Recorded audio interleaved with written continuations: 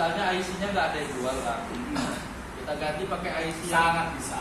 boleh gitu ya? Boleh. Kan itu nggak ada syarat ya? Nggak ada syarat. Ya, Cuman referensinya aja di kaki nomor 1 itu harus muncul 2.1. Baru 5 volt diturunkan jadi 3 volt. Di kaki nomor 1 dia kan punya kaki 3 nih. Iya. Ini output, ini input. Nah ini referensinya harus 2.1.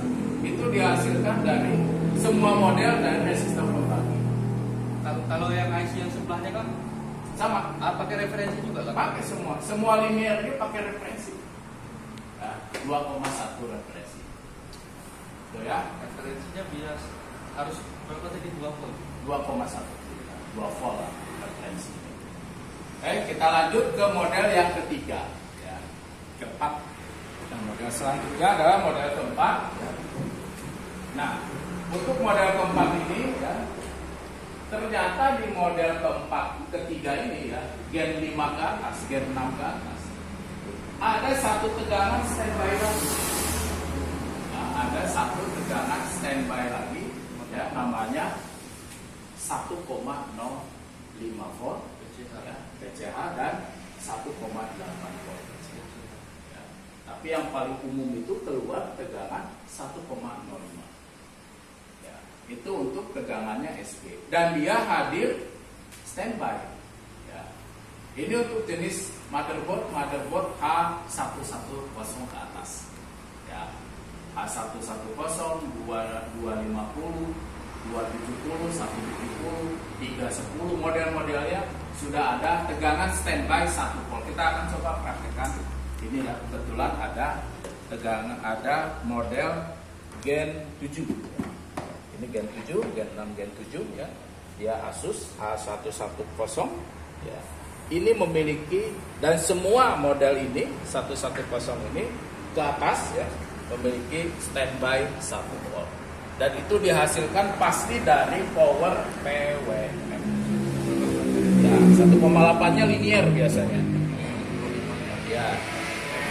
Oke, kita coba ya ini ya. Biasanya kan kita ngukur itu 5 standby, 3 standby. Sekarang ada tambahan lagi, namanya 1 volt standby ya. Atau nama lainnya bisa disebut 1,05 prim ya. Jadi ini 5 volt seperti biasa Pak ya, 5.1. Oke. Kemudian 3 PSB langsung saja ya, karena kita udah tahu test pointnya ya, di sini ya, di B10 ya, 3 volt. 3 ke 5 sudah ada, dan satu lagi ya, karena ini adalah tegangan 1 volt. Nah ini ya, ini wajib hadir. Untuk titik kadang-kadang ya, bukan kadang-kadang, kebanyakan model-model seperti ini H110 ke atas itu masalahnya ada di tegangan software. Ya. Satu, enable-nya hilang umumnya ya. Yang kedua, software-nya short. Jadi ada 2 ya. Masalahnya klasik ya. Satu protect gitu, dan kebanyakan cuma protect ya. Kedua apa? Short di SG. Ketiga paling IC ya. Dia tak membutuhkan hal-hal yang aneh-aneh. Ada tegangan, ada enable, langsung jalan. Karena MOSFET PWM-nya itu sudah jadi satu di dalam IC. Jadi IC itu ya, ada MOSFET upper, lower di dalamnya, dan ada IC PWM-nya. Ya, jadi keluar hanya tegangan saja ya dari lilitan itu yang dilewati oleh kapasitor. Ya, itu ya untuk tegangan standby-nya ya. Untuk tiap generasi perlakuannya sama ya. Jadi dalam menyervis itu Pak jangan dipukul rata. Mentang-mentang ada motherboard udah langsung aja 3 volt 5 volt gitu kan, atau ujung-ujungnya resin reset. Gitu ya, ujung-ujungnya resin reset. 18 biasa di linear harus pakai ini. Ada dia 1,8. Tapi ada juga yang tidak menggunakan 1,8. Ya, gitu ya. Jadi intinya untuk standby power supply di komputer itu ya, tandanya oke, dia sampai keluar yang namanya RSN RST. Titik poin pengukuran ada di EC. Nilainya tidak pernah berubah dari dulu 3,3 volt. Kecuali kalau ada bekerja di AM4. AM4 aku ada nemuin nilainya 1,8. Tegangan RTC di AM4 juga nilainya 1,8. Ya, jadi berbeda. Memang arsitektur antara Intel dengan AMD ya, setelah AMD berevolusi ya ke AM4 itu jauh berbeda.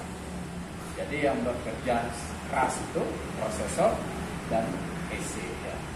Jadi kalau boleh dibilang kata forum-forum yang pernah saya baca, AM4 itu tanpa SB aja dia sudah jalan. Kalau cuma buat hidup aja, ya, gitu. Dan SB-nya namanya promotor, bukan promotor ya, promotor.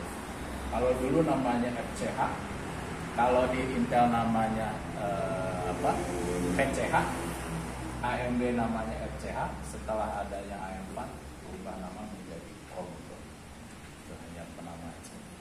Mungkin itu ya untuk pengecekan tegangan standby. Mungkin besok kita akan pagi ya, kita akan mencoba seorang pernah mengukur sampai ke resume ya, semoga aja seperti itu ya. Kelihatan sudah pada ngantuk ya.